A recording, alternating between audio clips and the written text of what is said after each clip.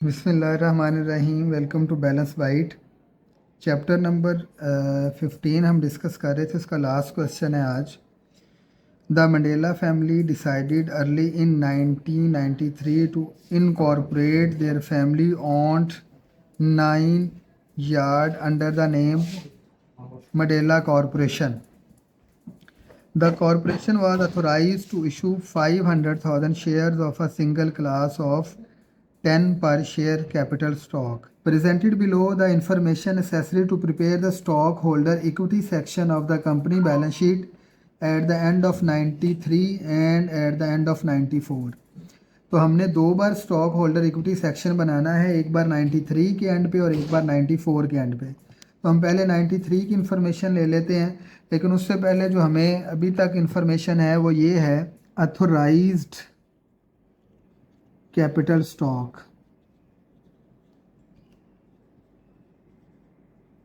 और जो authorise capital stock है जिसकी परमिशन है आपके पास वो है 500 शेयर्स हैं, 500,000 शेयर्स, और उनकी पार वैल्यू है 10 each.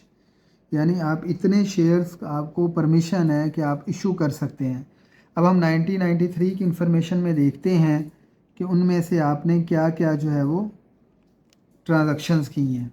In January the corporation issue to member of Mandela family 150,000 shares of capital stock in exchange for cash and other assets used in operation of the vineyard। तो अब उन्होंने क्या किया है, कुछ एसेट्स परचेज़ किए हैं और कुछ कैश के अगेंस्ट उन्होंने 150,000 शेयर्स दे दिए हैं। इसका मतलब आपका कैपिटल स्टॉक इशू हुआ है और कैपिटल स्टॉक के 150,000 शेयर्स हैं और एक शेयर की पार वैल्यू जो है वो ₹10 है। The fair market value of the assets indicate an issue price of 30 पर शेयर। इसका मतलब ये है कि जो शेयर की मार्केट प्राइस है वो 30 पर शेयर है, शेयर की पार वैल्यू 10 है, मार्केट प्राइस 30 है, तो 30 माइनस 10, तो जो 20 होगा वो आपके पास एडिशनल पेड इन कैपिटल होगा। यानी एडिशनल पेड इन कैपिटल आप क्या करेंगे कि 150,000 शेयर्स हैं और उसके ऊपर 20 रुपीज़ आपके पास जो है वो पर शेयर है। इन दिसंबर जो Mandela died the corporation purchase 10,000 shares of on capital stock from state. अपने ही इशू किए हुए जब शेयर्स आप ख़रीदते हैं तो उनको हम ट्रेजरी स्टॉक कहते हैं, और ट्रेजरी स्टॉक में आपके 10,000 शेयर्स हैं और एक शेयर जो है वो आपने परचेज़ किया है 34 का। Because of the large cash outlay to acquire this treasury stock the director decided not to declare cash dividend. जब इतने ज़्यादा शेयर्स आपने परचेज़ करने थे मार्केट में तो आपके पास कैश अवेलेबल नहीं था, तो दैन डायरेक्टर ने ये डिसाइड किया कि वो इस साल कैश डिविडेंड डिक्लेयर नहीं करेंगे बल्कि वो डिक्लेयर करेंगे 10% ऑफ स्टॉक डिविडेंड। अब तक जो हमने पहला रीड किया उसमें से जो 1993 की इंफॉर्मेशन है वो हमारे पास है कि हमने 150,000 शेयर्स इशू किए हैं, उनकी पार वैल्यू 10 ईच है और उनकी मार्केट वैल्यू जो है वो 30 पर शेयर है। देन आपने 10,000 शेयर्स ट्रेजरी स्टॉक के परचेज़ किए हैं और वो 34 पर शेयर आपने परचेज़ किया है। कैश डिविडेंड आपने अनाउंस नहीं किया, स्टॉक डिविडेंड आपने अनाउंस किया है और वो कितना है जी 10%। The stock price at the declaration date was 35 per share, और जिस डेट पे आपने स्टॉक अपना जो है वो डिक्लेयर किया है उस डेट पे उसकी शेयर प्राइस थी 35 per share. The treasury stock shares do not participate in stock dividend. Net income was 940,000। हम 93 को पहले सॉल्व करते हैं फिर उसके बाद 94 पे बात करेंगे। तो वो ये कह रहा है कि जो आपने स्टॉक डिविडेंड अनाउंस किया है उसके अंदर ट्रेजरी स्टॉक जो है वो उनको स्टॉक डिविडेंड आपने ऑफ़र नहीं करना, और नेट इनकम है आपके पास 940,000। जो स्टॉक डिविडेंड हो गया इसका मतलब है कि आपके 150,000 शेयर्स जो आपने इशू किए थे उसमें से 10,000 शेयर्स जो अभी आपके ट्रेजरी स्टॉक वाले हैं वो हम लेस कर दें तो रिमेनिंग बचते हैं 140,000 शेयर्स और उनकी पार वैल्यू है 10, तो ये बन जाएगा 1400,000 और उसके ऊपर आपने 10% जो है वो अनाउंस किया है, तो स्टॉक डिविडेंड की जो वैल्यू आ जाएगी in the form of dollars $140,000 आ जाएंगे। सिमिलर जब आपने एक हमारे पास इंफॉर्मेशन ये हो जाएगी जो हम स्टॉक होल्डर इक्विटी सेक्शन में लिखेंगे, एक जो हमने ये शेयर्स इशू किए हैं, एक इंफॉर्मेशन ये, एक इंफॉर्मेशन ये, और एक आपके पास एडिशनल पेड इन कैपिटल आ जाएगा। अब जो एडिशनल पेड इन कैपिटल है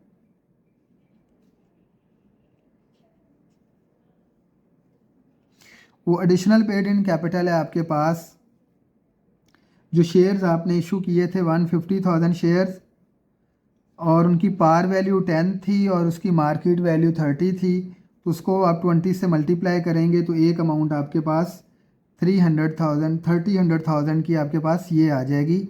ये आपका एडिशनल पेड इन कैपिटल हो गया। सिमिलर इसी तरह से जो स्टॉक डिविडेंड है, स्टॉक डिविडेंड के ऊपर भी कुछ आपने एडिशनल अमाउंट रिसीव आ रही है आपके पास, क्योंकि जिस डेट पे आपने स्टॉक डिविडेंड अनाउंस किया था उस डेट पे मार्केट वैल्यू उसकी 35 थी, तो 35 उसकी मार्केट वैल्यू थी।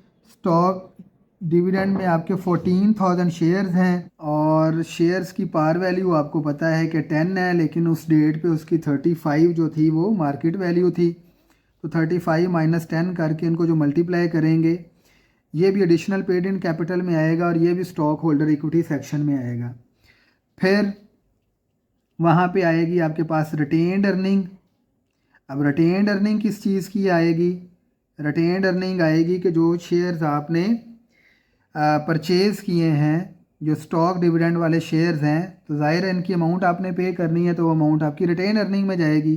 तो ये जो 14,000 शेयर्स हैं इनको 35 से मल्टीप्लाई करेंगे तो एक अमाउंट आपकी रिटेन अर्निंग में जाके ये माइनस हो जाएगी।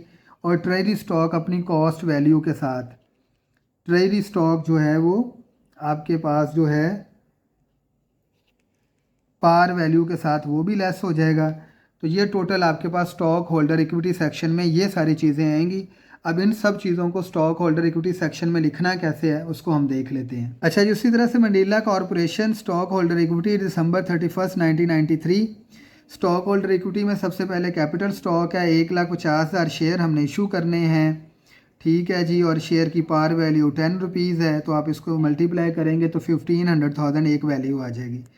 दूसरा stock dividend to be distributed, ये कैलकुलेशन अभी हमने की है कि 1,50,000 शेयर थे, उसमें से 10,000 शेयर माइनस कर देंगे ट्रेजरी स्टॉक वाले, रिमेनिंग जो शेयर बचेंगे उसको 10 से मल्टीप्लाई करके उसका 10% लेंगे तो एक अमाउंट आपके पास ये आ जाएगी। देन अगली हेडिंग होती है additional paid in capital. Common stock के ऊपर आप 20 रुपये एक्स्ट्रा ले रहे हैं, वो आ जाएगा, और स्टॉक डिविडेंड पे आप 15 रुपये एक्स्ट्रा ले रहे हैं। 14,000 शेयर आप डिविडेंड में दे रहे थे, उसके ऊपर आप 15 रुपीज़ एक्स्ट्रा चार्ज कर रहे हैं, तो वो मल्टीप्लाई होकर एक अमाउंट आ जाएगी। इन दोनों अमाउंट को आप ऐड करेंगे तो ये टोटल पेड इन कैपिटल आ जाएगा। रिटेन अर्निंग आपको क्वेश्चन के अंदर 940,000 दी हुई थी, जिसमें से आप ट्रेजरी स्टॉक की जो कॉस्ट है, जो स्टॉक डिविडेंड की जो वैल्यू है वो माइनस कर देंगे। 14,000 शेयर थे और स्टॉक डिविडेंड के जो शेयर है उनकी वैल्यू है 35, उन दोनों को मल्टीप्लाई करेंगे 490,000 आ जाएगा। तो 940 में से 490,000 माइनस कर देंगे तो जो रिमेनिंग अमाउंट बचेगी वो आपकी रिटेन अर्निंग की आ जाएगी। तो इनको ऐड करेंगे, रिटेन अर्निंग का ये बैलेंस आ जाएगा, और एंड पे जाके नंबर 5 पे आप ट्रेजरी स्टॉक लेस कर देंगे। 10,000 शेयर हैं और एक शेयर की जो परचेज प्राइस है वो 34 है, तो आप माइनस करेंगे तो आपके पास स्टॉक होल्डर इक्विटी एट दिसंबर 1993 वो आपके पास आ जाएगी 51,100,000। तो ये आपके पास था 1993 का। देन अब इसके बाद हम 1994 को रीड करते हैं और उसकी स्टॉक होल्डर इक्विटी कैलकुलेट करते हैं। अब 1994 को हम डिस्कस करते हैं। 1993 से जो चीज़ें थी वो सारी हमने लिख ली। वो कहता है जनवरी the corporation distributed the stock dividend declare in 1993 in February and 10,000 treasury stock was sold and Maria Madela at 39 पर शेयर। अब आपने ये परचेज किया था 34 का, सेल कर रहे हैं आप 39 का, तो दरमियान में ₹5 होगा, वो आपका एडिशनल पेड इन कैपिटल आ जाएगा ट्रेजरी स्टॉक का। In June capital stock was split 2 for 1, यानी जिसके पास एक शेयर है उसके पास 2 होने चाहिए। तो हमारे पास अभी तक जो नंबर ऑफ़ शेयर्स हैं वो कितने हैं? हमारे पास नंबर ऑफ़ शेयर हैं 1,50,000 एक, और 14,000 हमारे पास शेयर एक हैं जो हमने स्टॉक डिविडेंड में डिक्लेयर किए थे। ये भी डबल हो जाएंगे, ये भी डबल हो जाएंगे, तो ये डबल होके 300,000 हो जाएंगे। 14,000 जो स्टॉक डिविडेंड के थे ये डबल होके 28 हो जाएंगे। तो इसका मतलब आपका स्टॉक टोटल हो जाएगा 3,28,000 का। लेकिन आपके नंबर ऑफ़ शेयर्स बढ़े हैं, इनके अगेंस्ट आपको कुछ भी अमाउंट रिसीव नहीं हुई, तो फिर जो पार वैल्यू है वो कम हो जाएगी। पार वैल्यू 10 की बजाय 5 रह जाएगी, क्योंकि शेयर्स डबल हो गए हैं, आपकी रुपीज़ अमाउंट वहीं पे रह गई है, तो फिर 10 की बजाय 5 हो जाएगी। तो एक यहाँ पे ये है। देन उसके बाद वो कहता है on December 15 the director declared cash dividend 2 पर शेयर। तो जितने शेयर्स हैं 328,000 शेयर्स हैं, उसके ऊपर 2 रुपये के हिसाब से आपने कैश डिविडेंड डिक्लेयर कर देना है। पेएबल इन जनवरी 1994, नेट इनकम है इसकी 1080,000। और आपने क्या करना है, आपने वो कहता है एक तो स्टॉक होल्डर इक्विटी सेक्शन बनाना है, और नेसेसरी कंप्यूटेशन जितनी भी हैं स्पोर्टिंग स्केजुअल में वो शो करनी है। तो जो स्पोर्टिंग स्केजुअल की कैलकुलेशन है वो आपकी उसकी बनेगी रिटेन्ड अर्निंग की। वो किस तरह से बनेगी वो हम उसको अब काउंट करते हैं। स्टॉक होल्डर में सबसे पहले कैपिटल स्टॉक है, और कैपिटल स्टॉक आपको मैंने बताया था कि आपके 328,000 शेयर्स होंगे और एक शेयर की पेयर वैल्यू आपकी है, तो वो ये अमाउंट आ जाएगी।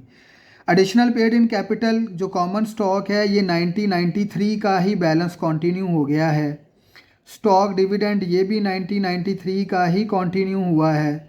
और ट्रेजरी स्टॉक, अभी हमने ट्रेजरी स्टॉक सेल किया था, 10,000 शेयर किए थे, 39 का ए किया था, 34 परचेज प्राइस थी, ये सेल प्राइस थी, ये परचेज प्राइस थी। दोनों के दरमियान जो डिफरेंस हुआ है वो ट्रेजरी स्टॉक का। इन तीनों को ऐड करेंगे तो अमाउंट आ जाएगी टोटल पेड इन कैपिटल। अब ये रिटेन अर्निंग की कैलकुलेशन हमें करनी पड़ेगी। रिटेन अर्निंग का ओपनिंग बैलेंस जो पिछले साल की रिटेन अर्निंग 1993 का क्लोजिंग बैलेंस था वो इस साल ओपनिंग बैलेंस हो जाएगा।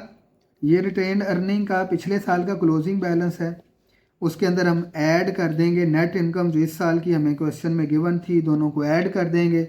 उसमें से कैश डिविडेंड जो हमने डिक्लेयर किया था वो माइनस कर देंगे, तो रिटेन अर्निंग का क्लोजिंग बैलेंस आ जाएगा 1994 पे। ये रिटेन अर्निंग की हमने कैलकुलेशन कर ली, और ये कैलकुलेशन करने के बाद आंसर आ गया। तो ये 1990 दिसंबर 1994 पे आपका स्टॉक होल्डर इक्विटी सेक्शन में ये बैलेंस आ गया। That's all and from chapter number 15। 15B7 आप खुद करेंगे। किसी किस्म का कोई मसला हो तो कमेंट सेक्शन में जाके आप मैसेज कर सकते हैं, और फर्दर इंशाल्लाह ताला कमिंग सून चैप्टर नंबर 16 हम अपलोड करेंगे। Thank you so much.